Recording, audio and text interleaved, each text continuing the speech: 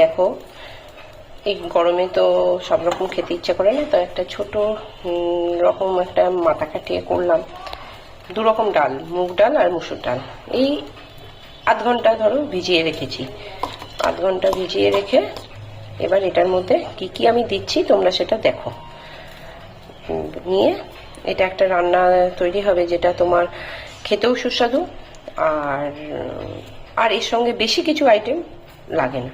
তো এই ডালটা ভিজিয়ে রেখেছি, এর মধ্যে আমি এবার কি কি দিচ্ছি তোমাদের সাথে সেটা শেয়ার করছি। এর মধ্যে আমি কিছুটা কুচনো পেঁয়াজ আর রসুন দেব।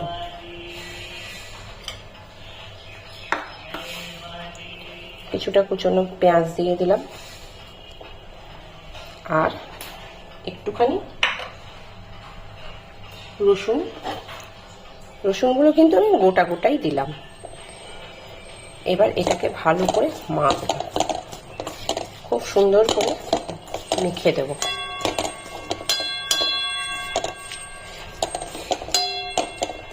খুব সুন্দর করে মাখলাম।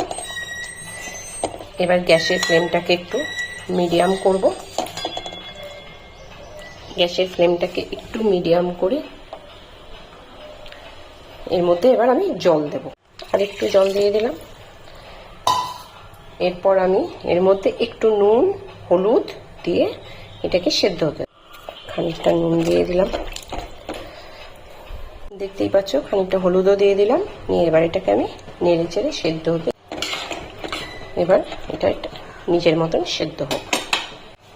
এরপর আমি এখানে কয়েকটা গন্ধরাজ লেবু দিয়ে এটাকে আর একটু কষিয়ে দিলাম। আমার প্রায় হয়ে এসছে অর্ধেকটা। এরপর এই সময় গন্ধরাজ লেবুগুলো দিয়ে দিলাম। গন্ধরাজ লেবুগুলোকে গোল গোল করে কেটে বীজ ছাড়িয়ে রেখে দিয়েছিলাম, সেটা এবার এইটার মধ্যে দিয়ে দিলাম। এবার ডালটা সেদ্ধর সাথে সাথে এটাও একটু সেদ্ধ হবে, খুব সুন্দর একটা গন্ধ বেরোবে। তোমরা একটু বাড়িতে বানিয়ে খাবে, দেখবে খুবই ভালো লাগবে। যাই হোক, আমি আবার সেদ্ধ হতে দিলাম, আবার তারপরে দেখাচ্ছি কি করব। ডালটা সেদ্ধ করে এই বাটিতে নামালাম।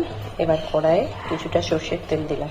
এবার সর্ষের তেল দিয়ে আমি এর মধ্যে কি দেবো, কিছুটা পেঁয়াজ কুচি দিয়ে দেবো। পেঁয়াজ কুচি দিয়ে দিলাম কিছুটা, তারপরে নুন দিয়ে দিলাম।